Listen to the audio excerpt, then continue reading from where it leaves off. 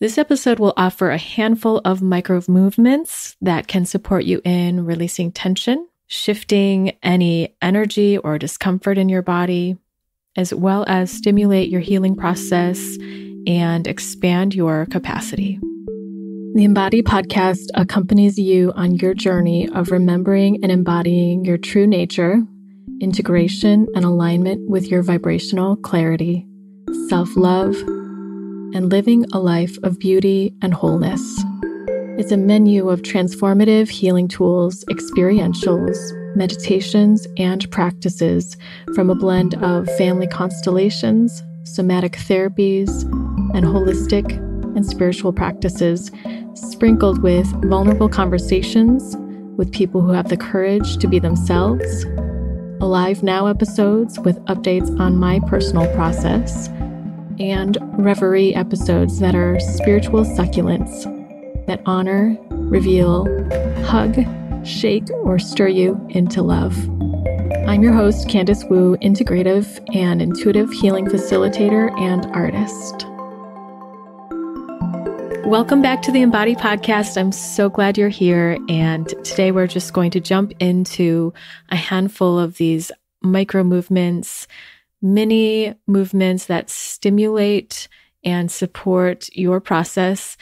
A lot of times, these little movements can shift tension in the body, but also if you're not sure what's going on and you just feel a little bit off and you want to see if this can move some things for you, you can try them. These also touch into what could be some interrupted responses in your body, interrupted movements, or trauma. If there's something in your life or in your lineage or in a past life where some impulse was needed to protect yourself, but you stopped yourself from it, whether that was consciously or unconsciously because it was too dangerous to actually do what the impulsive move was, then the body stores that trauma. It stores that survival energy for when it's safe to use. And it needs to move that through on this physical level, physical and energetic level, for you to come back into nervous system safety and balance. Sometimes you can just move that energy by working with the energy. And in this episode, we're going to talk about just some physical things you can do to stimulate it in an easeful way so that the body can get behind the process. I find that that can be really helpful and also help you come more alive.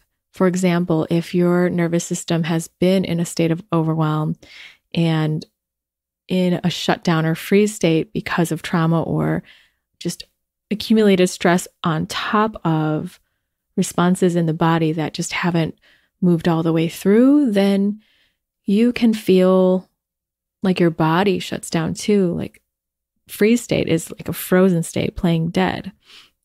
If you want to learn more about freeze state, tonic immobility, what I've been kind of generalizing as nervous system overwhelm, you can go to the episode at candicewu.com/overwhelm.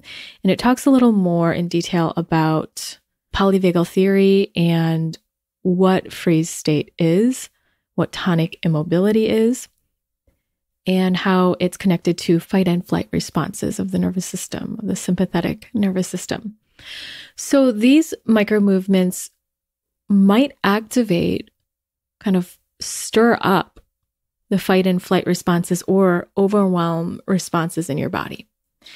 So I'm going to talk about the actual micro movements and what I'm inviting you to do if you want to do these exercises. And then in the second half, I'm going to talk about how to titrate this so that you can go at the pace that's right for your nervous system.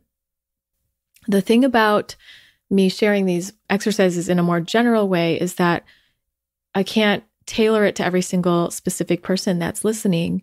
So you'll need to trust yourself and take some of the tools that I offer if you want to work with how your nervous system can really use these in the best way. So I recommend taking in, what these are and then listening to the kind of how-to guide, like how to approach these so that you move through these in a way that actually expands your nervous system capacity and not blasts your nervous system capacity and shoot you into overwhelm and a freeze state again, like re-traumatizing your body. So when your body goes into that state of an emotion or experience or sensation that it feels unmanageable, it essentially is your nervous system saying, this doesn't feel safe. I don't feel safe, and so I'm going to shut down. I don't feel safe moving through a fight and flight experience. I don't feel safe moving through that emotion. And it's safer to conserve my energy and go into a mode where I'm not going to move. I'm not going to take those actions. And that's a very fatiguing state. And so it's not horrible if you get back into that state. It's just that may not be really helping you. And I would love to offer these to you to support you in expanding your capacity, not blowing it out. But you're welcome to use these in any way that works for you. If you're more advanced in terms of, just navigating your own inner world and your emotions and sensations, your energy, then you might be able to take these in a way to really stimulate what you want to move through. And you may do with more pressure or more repetitions. And if not, then if you feel like, okay, this is making me feel really overwhelmed, groggy, or tired, then you might be coming into that threshold or moving past your threshold of what actually feels safe to your nervous system and body. So that's just a little bit about how you should or could consider approaching it. So we'll just move to what these micro movements are now so that you get an idea of what I'm even talking about. And then I'll go into a little more detail about how to approach it for your individual needs.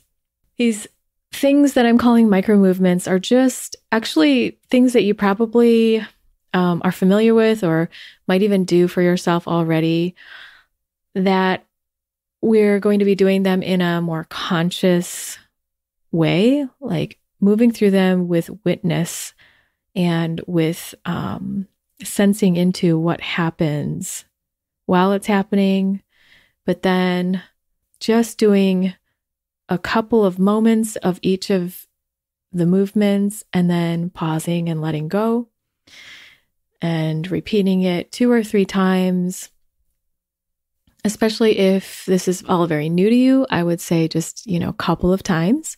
And if it's not, then you could go with more repetitions or more resistance or pressure. And then a bit of a break after a couple times, like 30 seconds to maybe even 5 minutes in some cases, because that pause and recovery into soothing or support or safety helps the nervous system digest through or bring to the surface what got stirred up in the process of doing these movements.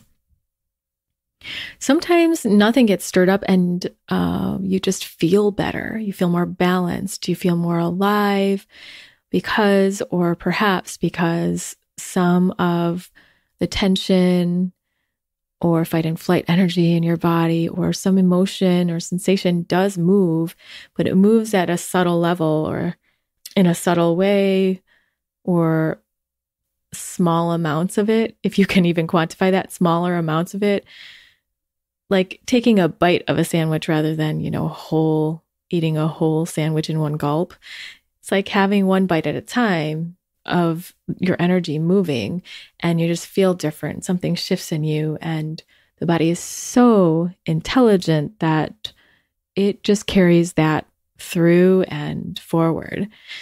If you have a lot of trauma, you might find that that's not the case for you. So if you're not experiencing that, I understand that too. And these can help if you're doing them in a gentle and just a gentler way and less repetitions. These can help expand your capacity just as much. So like I said, these are pretty familiar movements, probably. So the first one is just doing a push-up, actually. So if you don't do push-ups, no big deal. This is not about strength. This is just about applying pressure onto the hands and into the arms and through the shoulders and into the back, the connection of all those muscles.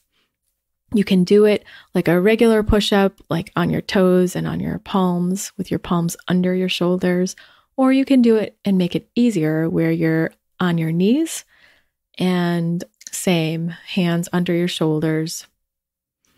And even just starting in that position, feel the weight of your body down into your hands. And in that position, and with all of the mini or micro movements we're going to do, feel the muscles that are activating and those connections between or with muscles throughout your body. And what's turning on, what's activating, what does it feel like? Just not to answer those questions, but noticing what it feels like, noticing the pressure in different places. And even that may be enough, just doing 2 breaths, pause, shake it out maybe, or touch your body in different areas. That helps a little more of the body's container and safety. Or looking around and orienting and doing it again a couple of times. So if you're at like very like step 1 or basic or beginning, and if you are wanting to go further and to kind of stir the pot a little harder or more, then do like a slow push-up or even bend your arms a little bit. You decide how deep. Again, it's not a competition of strength, but just feeling the muscles, the bones, and that slow movement into a push-up and then pushing into the ground to lift your body up, but feel that push. And you can even, if you have any like irritation, anger, discomfort in your body, you can even imagine pushing it out from there, wherever it's located in your body, through your hands into the ground. And then feel where your arms go straight. And like I said, do a couple of times of this, and then with a breath or 2 in between, at least. And then pause for a little longer, 30 seconds, 1 minute, or 5 minutes. Orient. Let your body feel the ripple or the echoes of what just happened. You might feel energy move, heat. You might feel your breath shift. You might have an emotion come up, or even something like the impulse to do something else or do more. Notice what's going on and what happens next.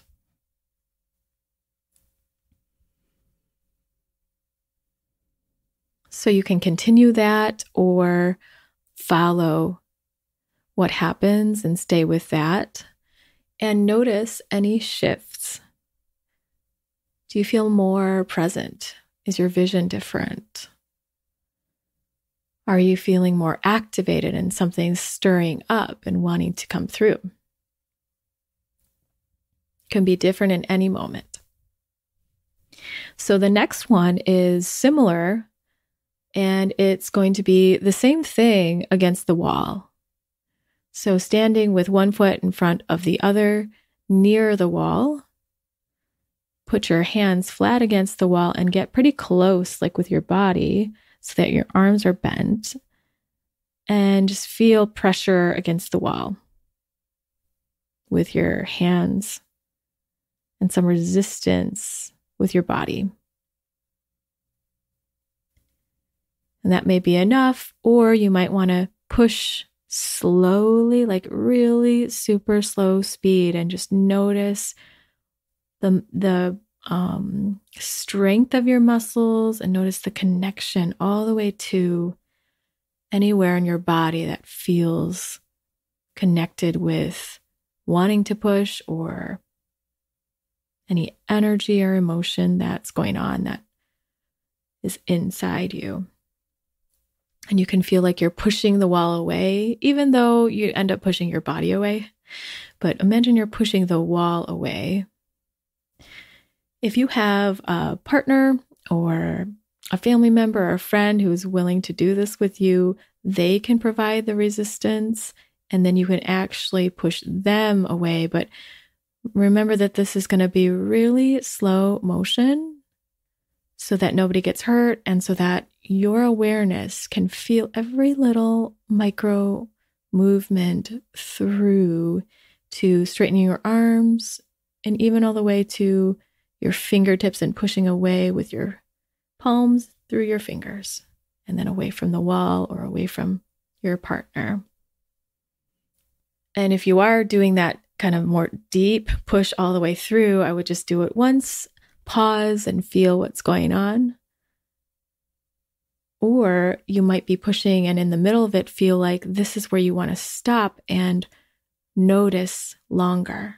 You want to feel that pressure for longer. And then give yourself that big, longer break at the end.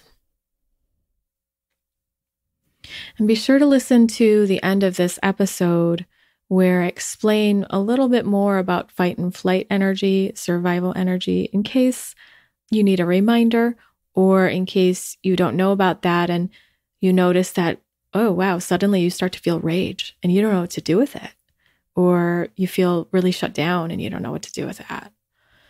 So that'll be at the end.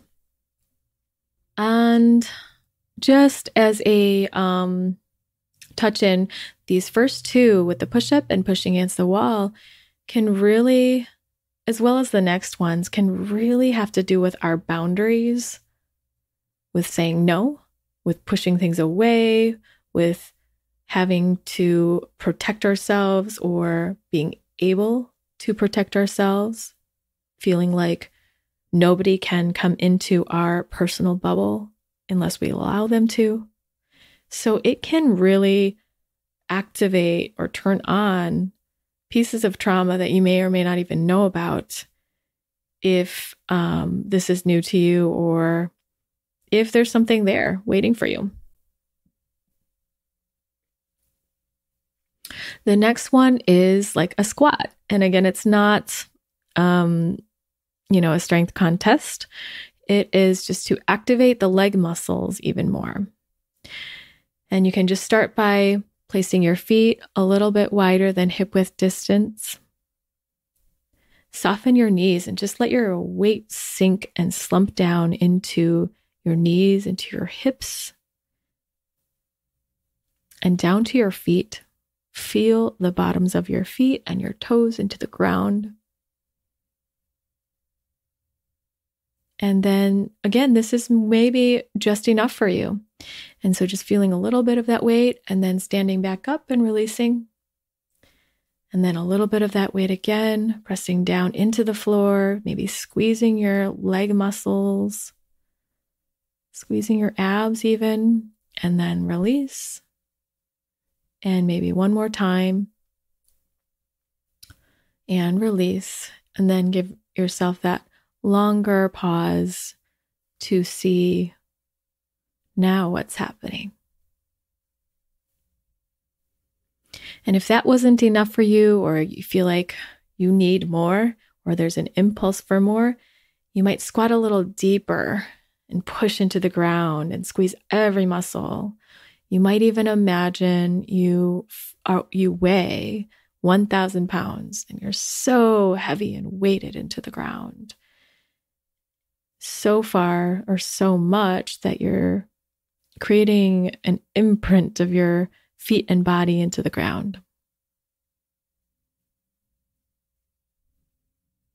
And just notice that, bringing the energy down in this way and activating the legs can also touch into fight and flight responses, can also bring the energy into your body and let certain things turn on.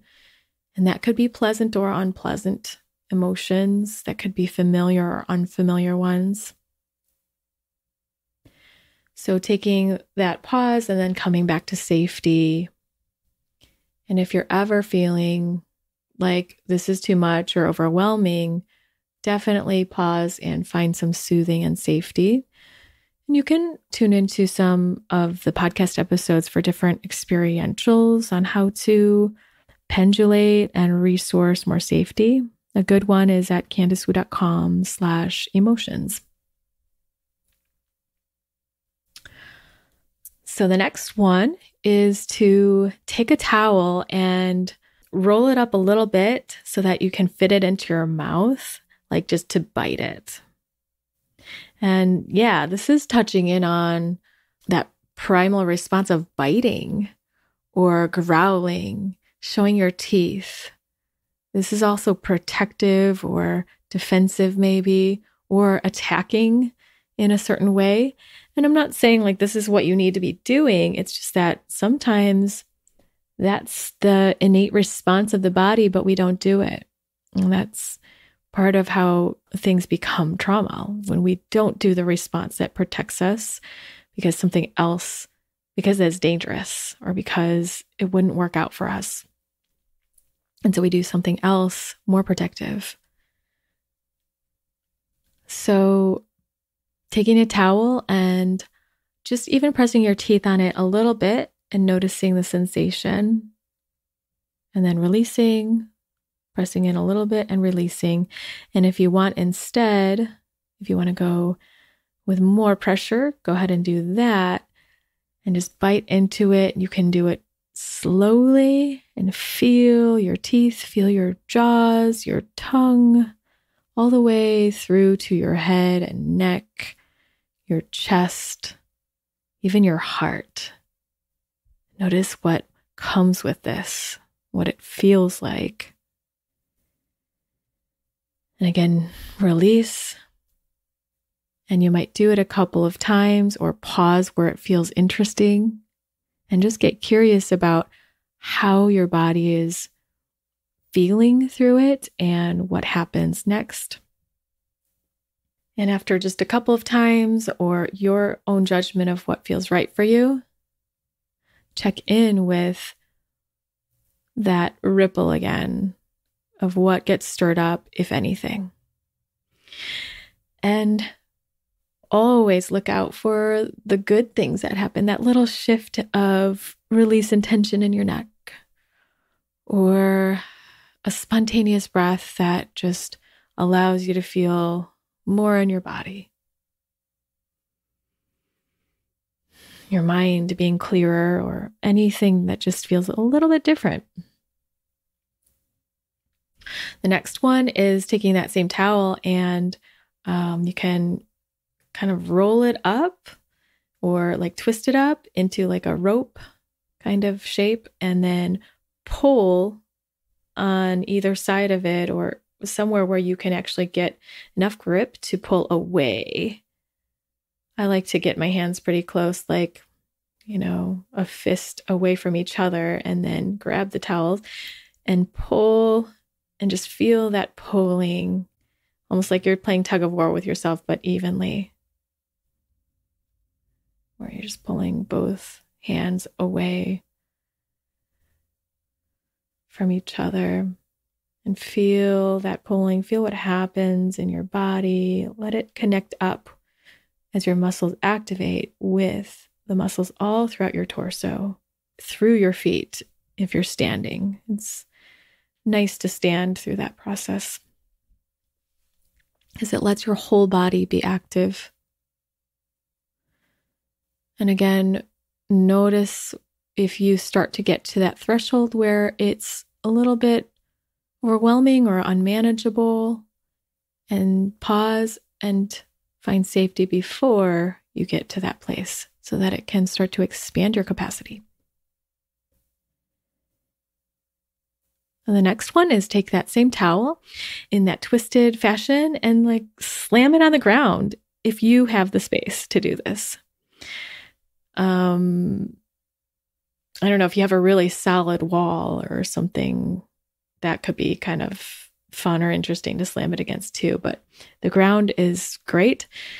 And just like slamming it onto the ground. If that hurts your body in any way, don't do it. But feel the motion and feel if there's any satisfaction about this. And again, a couple of times, and then take that break.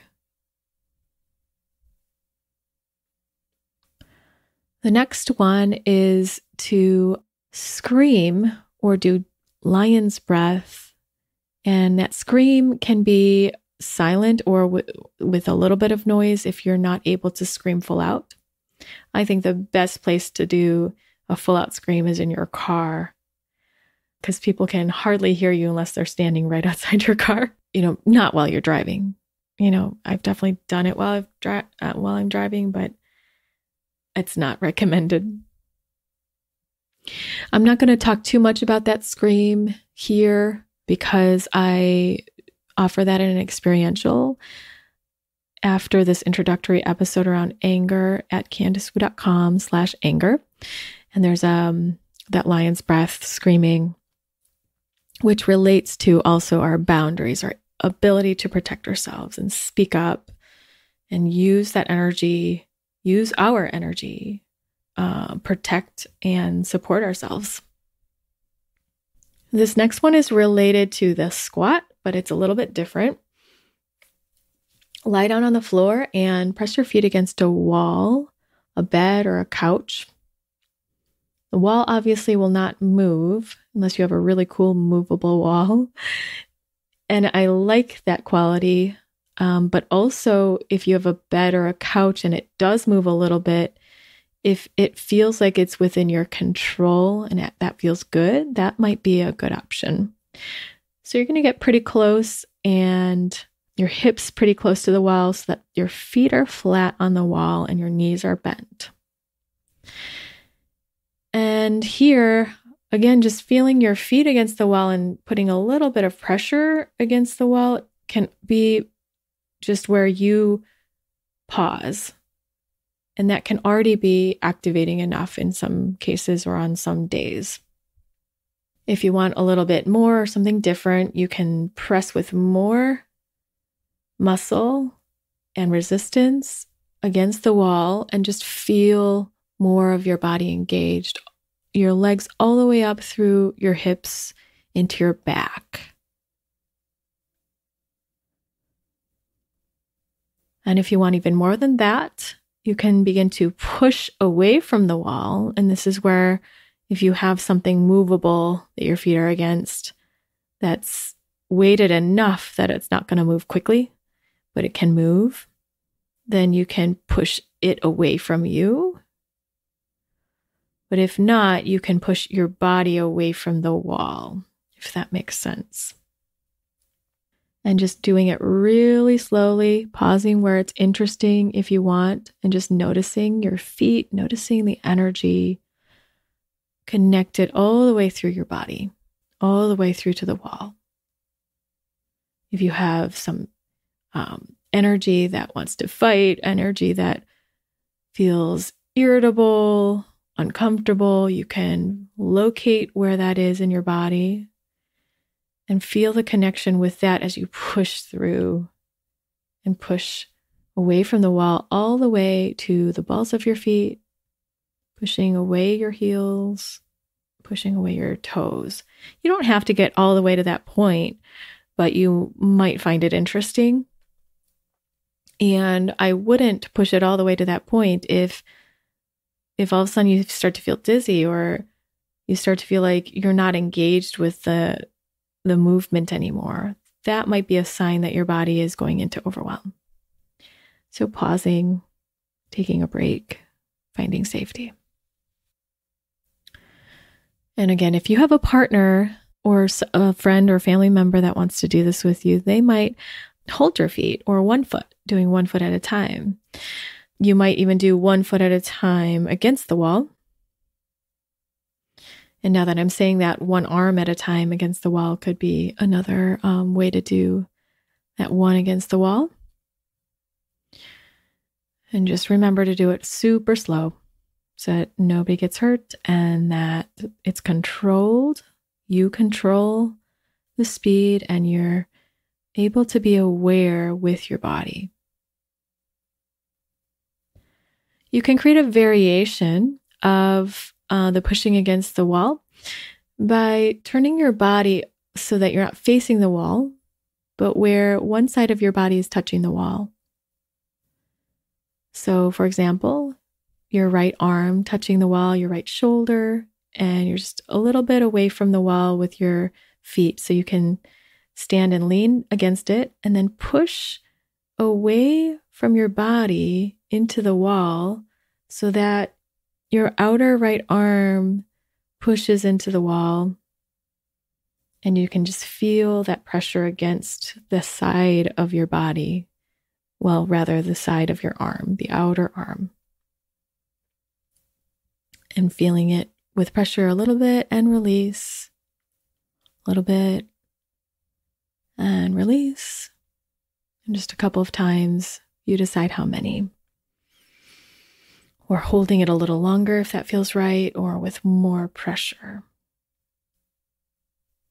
These are also working with our boundaries on the sides of our bodies. So you can switch sides and do it on the left side if you do want to try this one, or go towards the side that feels interesting. Or if you have tension on a certain side, you can work with that side. The last one I want to talk about, actually three last things. One is to take something a bit heavy, like a very large yoga bolster or a heavy pillow, something heavy and solid, maybe even a thick book. And you can take it between your hands and then shake it in the air. You can shake it fast and feel what that's like. Pause and then do it again, or do it really slowly and just notice that shaking. You know, sometimes when you just want to like shake someone, you're like, come on. That's the similar shaking. We don't really, in most cases, we're not shaking other people like that. That's not something I want to be doing. So if I ever felt that way, I didn't do it. So this can be a good way to support some of that energy flow. Even if you don't know any of these experiences that may be living in your body, it doesn't matter because it's touching into them. Your body spans across time, no matter when it happened or what happened. And it can move some of that energy. And the second to last one is to put that thing down and shake your body and just jiggle your body, shake your head, let your muscles kind of move, let gravity kind of take your muscles and your limbs so that you can feel the weight of your muscles, your bones, your physical body, up and down, side to side. Just let the whole thing jiggle or isolate one area. And remember doing it just a little bit and then pausing and checking in with how you feel. And then maybe doing it again a couple of times and then taking that longer break. The last one is a slow motion jog. The very foundational piece to that is just tapping your feet on the ground, right, left, left. Just if you're sitting or if you're standing, just kind of like stepping in place a little bit or walking slowly. Being very conscious of the movement and which part of your body moves, which part of your body touches the ground and what it feels like.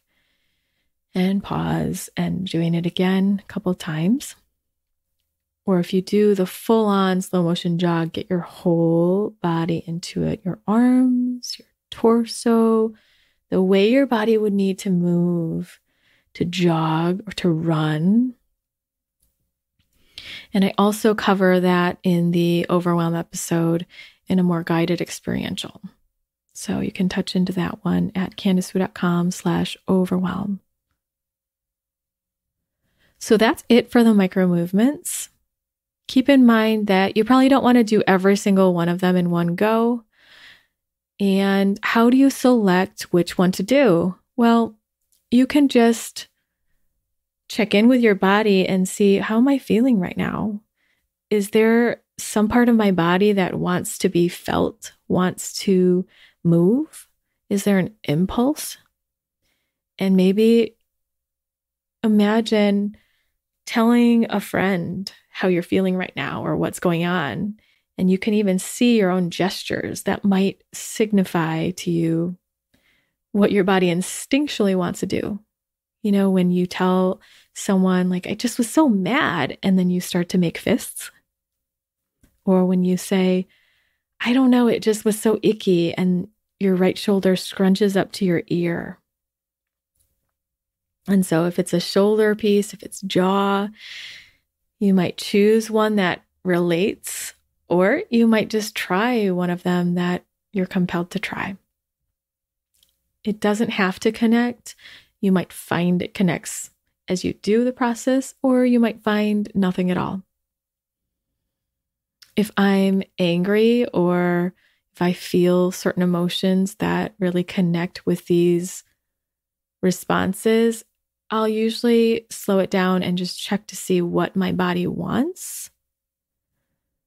Or I will just give it one of those and see if that's the right one, if it hits the spot or not. Sometimes I just don't know what I need, and I just feel exhausted or something, or not present. And I do one of these micro movements and I feel different afterwards or through it. And it's amazing, just with a couple of minutes, so many of my clients have felt with just like 30 seconds of doing one of these that their tension has shifted. They don't feel as exhausted. They feel more here. They feel more centered. Or it opens up something for them that they want to look at during their session. So we're going to shift gears a little and just talk a bit more about why it's important to slow the process down and really gauge what's right for your nervous system. If you do have trauma held in your system, which most people do, you may or may not call it trauma, but what I mean is some interrupted or unintegrated response, reaction, movement, or experience inside. Like if you had a loss and it was painful and you didn't quite feel through all of those feelings or have support. Or even if you did and it's just a really big one, or you did feel through some and there's more. We just have so many parts of us that are in continuous flux, and, taking a pause here with that emotion and with that relationship or that thing in our lives. We have so many pieces of our lives that when you do a movement like this with your conscious awareness, with the intention of being with what's here, it is like taking a pot of soup, that has a bunch of little vegetables in it that sank to the bottom, and stirring it. And so if you're used to stirring that pot and you can tolerate and handle or navigate well these vegetables flying maybe in the air a little bit, or like flying to the top of the soup, great. If you can't, great. Wherever you are, the thing is to notice where your threshold is so that you don't blast your nervous system into more of a freeze or tonic immobility state. that state is where your body says, whoa, it's too dangerous to feel all this. It's unsafe. It doesn't feel safe. So we're going to shut down, essentially, in just, the most generalized basic words I can put it in. Again, if you want to hear that more in depth, you can listen to that Overwhelm episode. But the reason it's not great to send ourselves into that state, even though we could handle it, and we probably have, is that it tells your nervous system it's not safe, and then it makes the nervous system have a harder time digesting what's here because it's just busy protecting itself. So if we stay under that threshold and allow the body to digest something in a safe zone, and then lean in and stretch that zone, then your capacity to be with and move through challenging feelings and good feelings will expand. And that process can be pleasant. It doesn't have to be uncomfortable. You don't have to drive yourself into the ground to get more centered or heal more in your life. You can make this process gentle, and at least some of it, as much as you can control, because we can't always control our feelings, but we can make that process a little gentler, a little easier, and a lot can move through energetically in the body doing these many movements without pushing too hard, without making it distressing. And then that just continues to expand the range of what we can feel, and maybe it's even enjoyable through the process.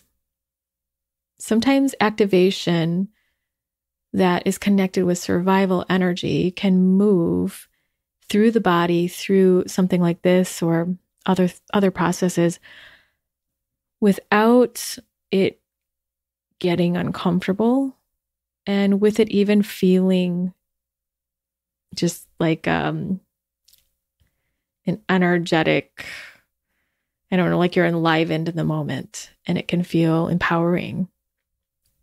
So it's important, just going back to the beginning of the episode and throughout the episode, I talked about taking breaks, pendulating, meaning touching into pleasant and reminding your body of safety. You can touch into those episodes that I will link in the show notes if you need to learn or want to learn more about that.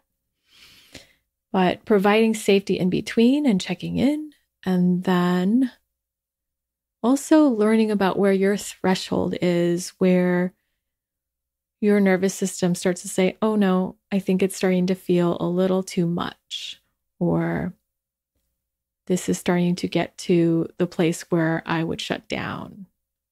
And learning to stop before you get there for this kind of process. And there are times where you with support, or maybe even on your own, you would not stop. You might want to work with that edge differently.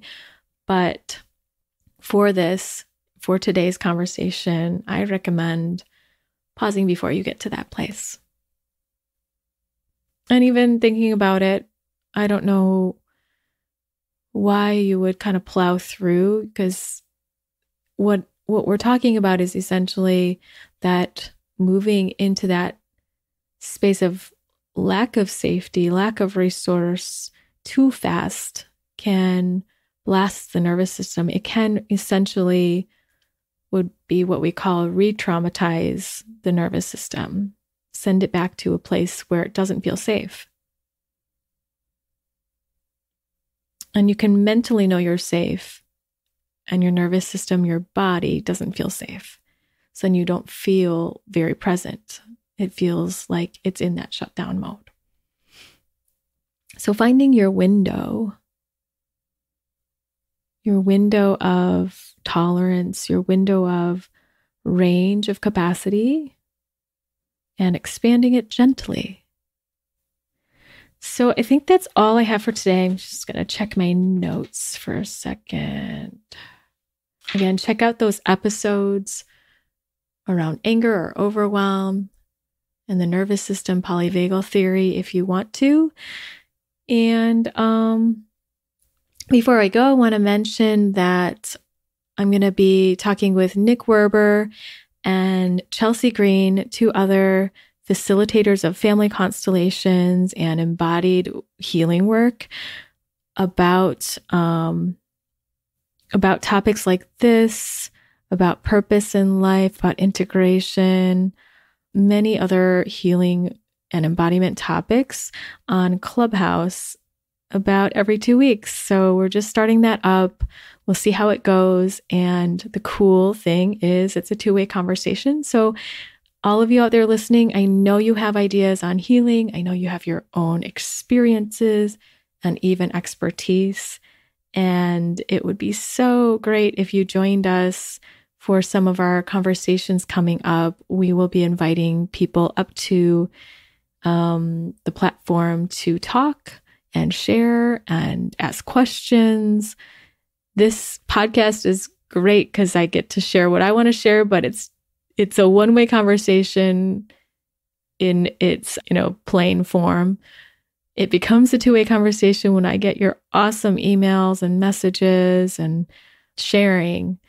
But I like Clubhouse because it can be this intimate one-time experience. It's not recorded. It's just who's showing up in that moment and the alchemy of what gets created and experienced and felt through there. It's going to be experiential based as well. We're not sure we're going to weave that in, but maybe even just pausing to do an experience together.